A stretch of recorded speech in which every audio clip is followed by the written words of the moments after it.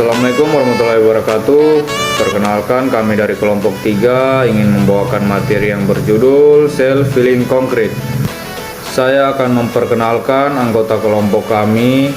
Dari saya sendiri bernama Muhammad Farsyar Syali Rusli dengan NIM F114242030. Kemudian Ruth Maharani dengan NIM F114242071. Kemudian Nugraha Alfi dengan NIM F114242022. Kemudian Moh Ari Purwanto dengan NIM F114242076. Beton merupakan material konstruksi yang paling banyak digunakan di dunia karena kekuatan dan ketahanannya. Namun beton juga memiliki kelemahan, salah satunya mudah mengalami retak akibat beban, susut atau lingkungan. Retakan ini dapat mempercepat masuknya air, ion klorida dan zat berbahaya lainnya yang pada akhirnya mengurangi umur layanan beton.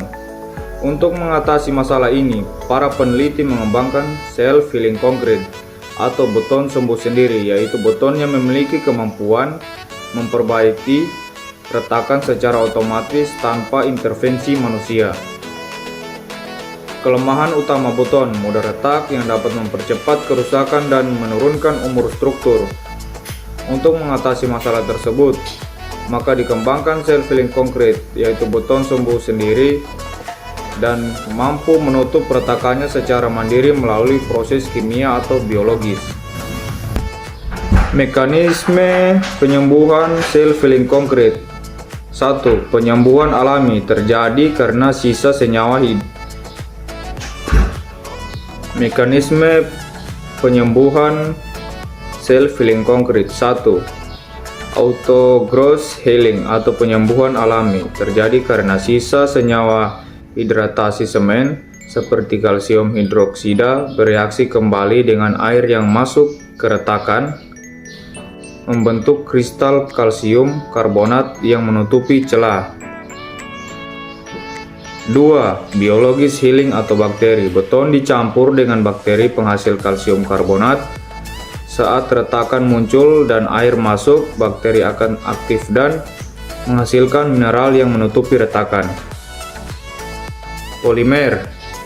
Menggunakan kapsul yang berisi bahan perekat, misalnya epoksi atau silika. Saat retakan terbentuk, kapsul pecah dan bahan tersebut mengisi retakan.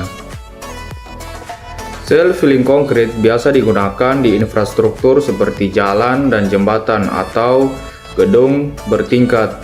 Kenapa? Karena gedung bertingkat berisiko jika mengalami bagian strukturnya retak atau cacat dan menyebabkan nyawa terancam. Perkenalkan, nama saya Nugraha Alfi Rahman dengan NIM F114242022. Dan untuk pada materi ini saya akan membahas tentang kelebihan dan kekurangan pada self-healing concrete. Yang pertama itu ada kelebihan. Itu ada yang pertama adanya perpanjang umur struktur. Dengan ada perpanjang umur struktur ini dapat menutup keretakan pada bangunan secara otomatis dan menghindari masuknya air dan zat agresif lainnya, sehingga bangunan dan infrastruktur ini bisa lebih tahan awet dan tahan lama juga. Yang kedua adanya pengurangan biaya pemeliharaan. Yang ketiga ada peningkatan daya tahan. Yang keempat ada ramah lingkungan, dan juga yang kelima ada peningkatan keamanan. Selanjutnya di bagian kekurangan. Kekurangan untuk pertama yaitu memerlukan biaya yang lebih tinggi. Yang kedua, penyembuhan atau kemampuan penyembuhan yang terbatas. Yang empat, kurangnya standarisasi, dan kelima yaitu keterbatasan aplikasi. Bagian contoh-contoh penggunaan infrastruktur. Yang pertama itu ada jalan, jembatan, bangunan bertingkat atau gedung, terowongan, bendungan, dan juga landasan pacu atau biasa kita sebut dengan runway. Perkenalkan, nama saya Muhammad Ari Purwanto dengan NIM F114242076. Di sini saya akan menjelaskan tentang perbedaan beton biasa dan beton bisa sembuh sendiri. Beton biasa adalah material konstruksi standar yang tidak memiliki kemampuan perbaikan diri secara otomatis. Sedangkan beton bisa sembuh sendiri yaitu beton yang mengandung adaptif khusus seperti serat atau kapsul berisi cairan perekat yang aktif saat terjadi retakan untuk memperbaikinya. Komposisi dari beton biasa yaitu terdiri dari campuran semen, agregat pasir, dan kerikil, serta air dengan rasio yang telah ditetapkan untuk mencapai kekuatan tertentu. Jika terjadi retakan beton biasa, tidak dapat memperbaikinya secara otomatis. Retakan harus ditambal secara manual oleh pekerja konstruksi. Durabilitasnya bergantung pada kualitas campuran dan perawatan yang tepat saat pembangunan. Komposisi dari beton sembuh sendiri yaitu selain komposisi dasar, beton sembuh sendiri ditambahkan dengan material aktif perbaikan seperti serat. Serat ini berfungsi sebagai pembawa agen penyembuh. Kapsul atau wadah mengandung cairan atau agen perekat yang akan dilepaskan saat retakan terjadi. Ketika retakan muncul, kapsul atau wadah akan pecah. Cairan perekat yang ada di dalamnya akan keluar dan mengisi retakan tersebut.